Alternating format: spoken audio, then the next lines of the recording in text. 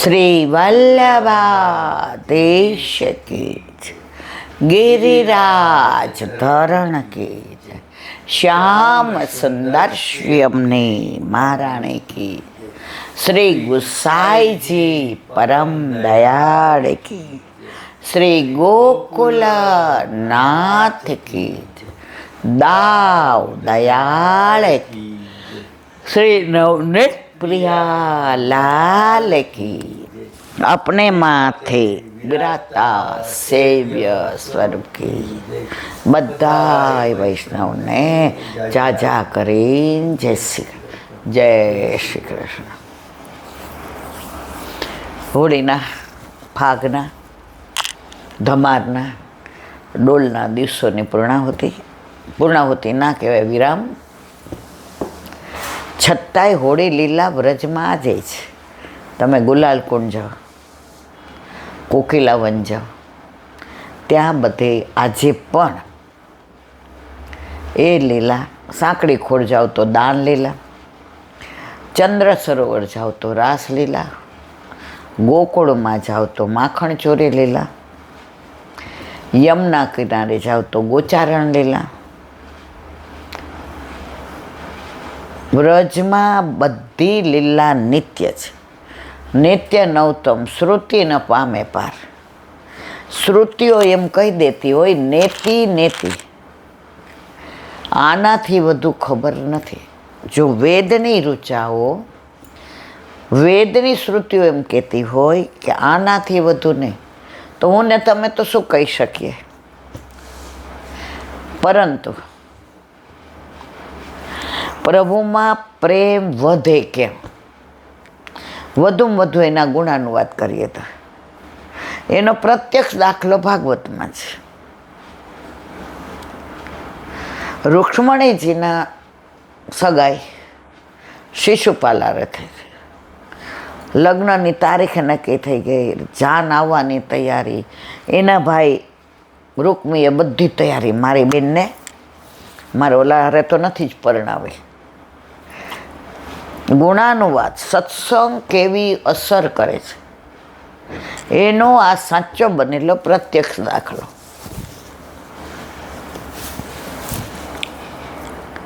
નારદજી એવા રૂક્ષ્મણીજી પાસે બેઠા.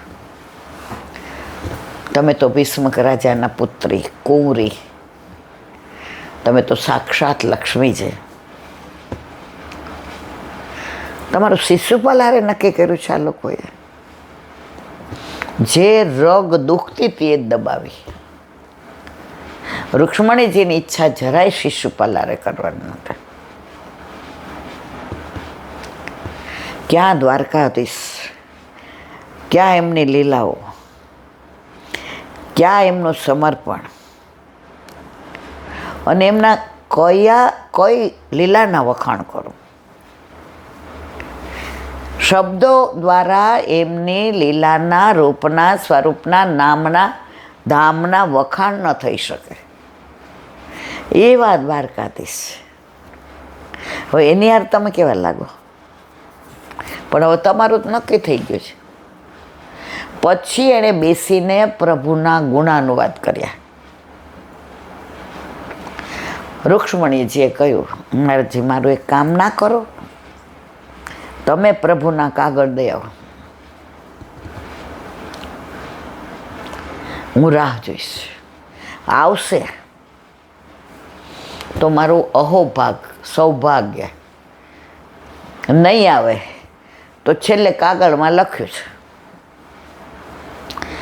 કે લોમડી લઈ ગયો. સિંહનો ભાગ હતો એ લોમડી. લોમડી એટલે શું કહેવાય? શિયાળ લઈ ગયો.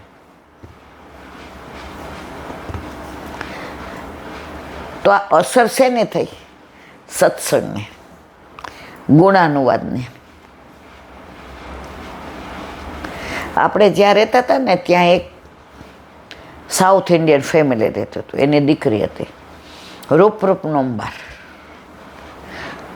એ જમાનામાં આઈટીમાં એટલું બધું ભણીતી, એટલે આવે જાય ત્યારે ઓલું હું જોબ કરું ને આપણે ભણેલા એટલે એને ગુજરાતી હિન્દુઓ છો ઇંગ્લિશમાં, એટલે મારી યારે થોડી વાર વાત કરે આમ તેમ. હવે એની સગાઈ થઈને તો એને વર એને મળવા આવ્યો. કાળા કાળા ઓલા વાંકડિયા વાળ આમાં અને કાળા તો કોલસો સારો હોય.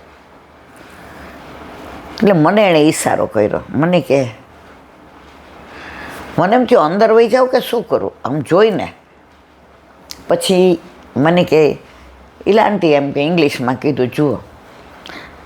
મેં એને આવો ન કીધું અંદર. મેં અરે તારો વર આવો. મારા એક્સપ્રેશન ઉપરથી સમજી ગઈ કે પછી રાતના એ ગોલો ખાવા જતા હતા. એટલે એનો વર નહીં હાલે કે હું 2 મિનિટમાં આવું. પછી મને 5 મિનિટ અંદર આવીને કે મેં પહેલાં ના જ પાડી હતી.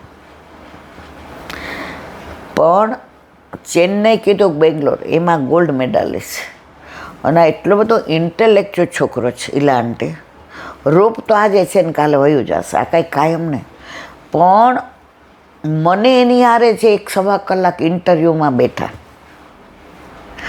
એમાં જે મને મળ્યું ને તો મને એમ થયું કે નસીબ હોય તો આ મને આ પાડે.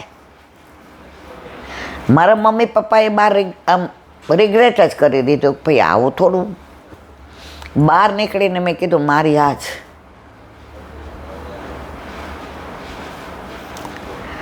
એનું કારણ મારા ભાઈના શાળાએ મને સમજાયું હતું કે આને રાષ્ટ્રપતિના હાથે વડ મળે એટલો હોશિયાર છે, હજી ભણે જ. અને એણે બધી આની મને વાતો કરી કે આ અધર એક્ટિવિટીઝમાં તો ઇલાંટી હું એના તરફ એટલી પોઝિટિવ. આ મેં લૌકિક દાખલો એટલે આપ્યો કે સત્સંગ દ્વારા તમે નેગેટિવમાંથી પોઝિટિવ થઈ જાઓ. તો રૂક્ષ્મણીજીની વાત બધાય જાણો છો. અને ઠાકોરજી હરણે કરી ગયા. આણે શીખવાડ્યું હતું કે અંબિકાના મંદિરે આવો ને ત્યારે હરણ કરજો. એક આગળ આજની તારીખમાં બેટ દ્વારકામાં સેનમાં વંચાય છે. તો પેલો પ્રેમપત્ર રૂક્ષ્મણીજીએ દ્વારકાધીશને લખ્યો. કહેવાનો આશય એ છે સત્સંગ દ્વારા શ્યામને ઓળખાય, પ્રેમ થઈ જાય. રોજ કોઈ આપણા મોઢે વખાણ કરે તો આપણે પોઝિટિવ તો બની જ જઈએ. તો ઘણા એમ કે હવે ઘરે વાંચી લઈ ના ચાલે, ચાલે. પણ એની અંદર જે છણાવટ છે, એકબીજાના મોઢાના હાવભાવ છે, શબ્દોનું અંદર આખું ગ્રંથિકરણ. કાલે જ અમારે હોલમાં વાત થઈ કે અમલા ને દમલામાં શું ફેર. તો અમે જે ગ્રંથ વાંચીએ છીએ એમાં લખ્યું હતું એ કે જ્યાં સુધી શ્રીજી બાવામાં વલ્લભ કરતાં વધુ આસક્તિ હતી ને ત્યાં સુધી દમલા. અને સુંદર શિલા મુખારવિંદની સામે જતીપુરામાં જેને પૂજની શિલાઈ કહેવાય છે, ત્યાં ગોવર્ધનનાથજી આવ્યા ને અટકાવી દીધા. ના ઊભા રહેજો, તમારા ઝાંઝરના અવાજથી મારા વલ્લભ જાગી જશે. તો વલ્લભ ઉપર કેટલી આસક્તિ શ્રીજી બાવાને ઊભા રાખી દીધા. હવે એ અમલા એનામાં કોઈ મલ નથી. ગોવર્ધનનાથજી કરતાં એમની આસક્તિ કોનામાં વધુ? વલ્લભમાં. ત્યાં એક વૈષ્ણવ સરસ બોલ્યા. બધા વાત કરતા હતા કે આજે અમે અહીંયા ગયા ને અહીંયા ગયા ને આમ ગયા ને આમ ગયા. હું સાંભળતી હતી, હું તો ક્યાંય ગઈ જ નહોતી. ત્યારે એ વૈષ્ણવે સરસ કહ્યું, આપણે બધે જઈએ છીએ ને આપણા સુખ માટે. આપણને દર્શન થાય, આપણને સજાવટ દેખાય, આપણે બધા વૈષ્ણવને મળીએ, આમાં આપણા ઠાકોરજીનું સુખ છે. આપણા ઠાકોરજીનું સુખ આપણે વધુ વધુ એને લાડ લડાવીએ.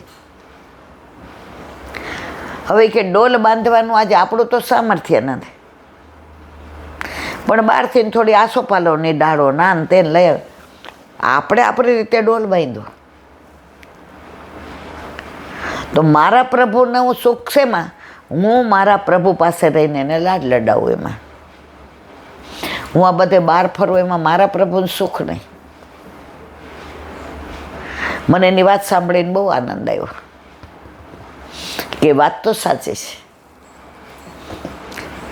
આજે બધા દૂધ મિશ્રીને ધરતા હોય ને આપણે કહીએ ને થોડા આગળ વધો, કોઈને કરવું નથી. કેમ? આ બધું બંધ થઈ જાય. 2 જણા છે, રોટલી દાળ ભાત શાક બનાવતા હોય તો થાળ ધરવામાં વાંધો શું છે? એકલા છે પોતાના માટે એ કે ઈલાબેન અમે તો ઘણી વાર ભાખરી શાક.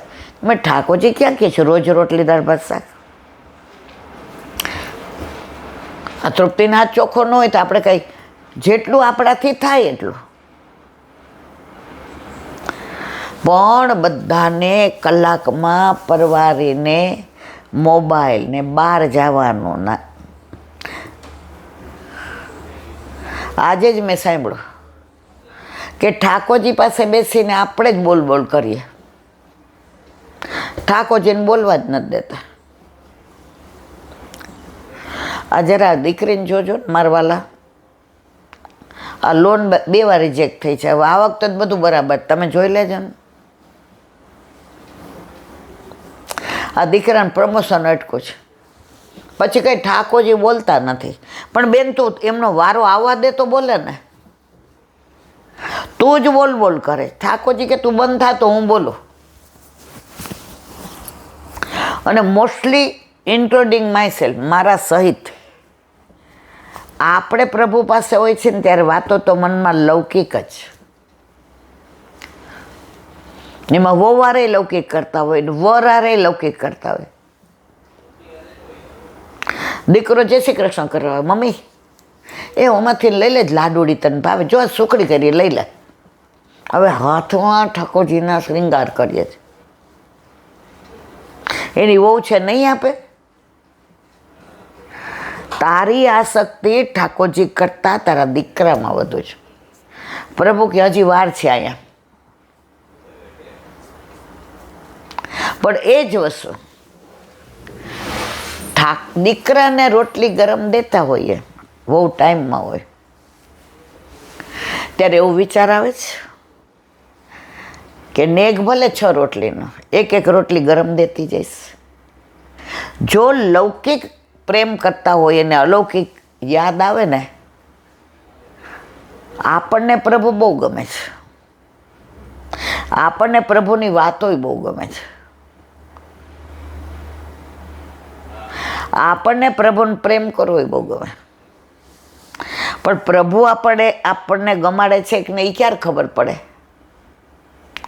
જ્યારે આપણી આસક્તિ લૌકિક વાત કરતાં કરતાં પણ અલૌકિક યાદ આવી જાય, ત્યારે સમજી લેવું કે ઠાકોરજી હવે આપણને પ્રેમ કરવા માંડ્યા છે.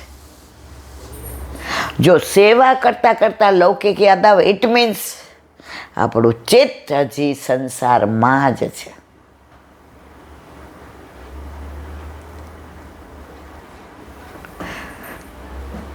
આજે પેલા આમ રવૈયા હતા વલોવાના, અમે જોયા છે. અમે વલોવાય છે મામાના ઘરે. મારું મોસાળ બધું ગામડામાં. ઢોળાય છે આમ કરતા ઢોળાઈ જાય ને એટલે દોડતા કૂદકો મારીને બહાર, પાછળ પછી મામી કરે બિચારી પેલી. તો તમે વલો માખણ એવું સરસ તાજું સુંદર કોમળ મુલાયમ મધુરું આવે અને નીચે છાશ રહીએ પાણીવાળી. હવે આપણે માખણને લેવું છે કે છાશને? તો આ નવનીત છે, તાજું માખણ નવનીત.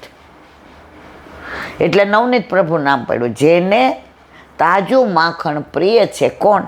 નવનીત. હવે તમે માખણ કાઢી લ્યો તો શું હોતે? છાશ. તક્ર સમાવ. સંસાર તક્રસમ છે, છતાંય મને તમને આપણને બધાને માખણ કરતાં છાશ જ વધુ ગમે છે. પ્રભુ કે ત્યાં સુધી તું તારા તક્ર સંસારમાં રહે. પણ જ્યારે માખણ ગમવા માંડે, ભાવવા માંડે, હાથમાં લઈએ, કણીવાળું, સુંદર, સરસ, મુલાયમ, મીઠું, લીસું, સફેદ, પવિત્ર. સમજી લેવાનું પ્રભુ આપણને ગમાડવા માંડ્યા છે. આની કોઈ પરિભાષા નહીં હોતી, આના કોઈ પ્રમાણ નહીં હોતા. એ તો આપણે ફીલ કરીએ છીએ કે નાની નાની બાબતમાં ઠાકોરજી આપણને પ્રેમ કરે છે. એક વૈષ્ણવ મને કહેતા હતા, એ કે ઈલાબેન અમે ગામડે ગયા હતા, હવે ઘઉં વાવ્યા હતા, તો મને એમ થયું કે ઘઉં પોંક પડે એવા થયા હોય તો સારું, તો મારે ઠાકોરજીને પોંક ધરાવાય, બહારનો વેચાતો લઉં. એ લોકોએ તો ચાયખોય હોય ને એઠા હાથે એડા, અહીંયા તો ઓલા ગોવાળિયાને એ કે અડધે ગયા. એટલે કે મારા દીકરાએ કીધું કે મમ્મી હવે અઠવાડિયા પછી જાશો, મારા સાસુનો ફોન આવ્યો છે કે આજે એમનો બર્થડે છે તો બહાર જમવાનું. હવે એ કે ગાડી એક નહીં તરીકે મારા મિસ્ટર ચલાવે, દાદા ચલાવે છે કે હવે અહીંયા સુધી આમ બોલાય જાતા જાતા. પણ સંસારમાં સાથે રહેવું હોય ને તો સમાધાન શોધાય, સંઘર્ષ ન કરાય. અત્યારે બધા સંઘર્ષ કરીએ છીએ ને સમાધાન નથી શોધતા ને, એટલા વૃદ્ધાશ્રમ વધ્યા છે.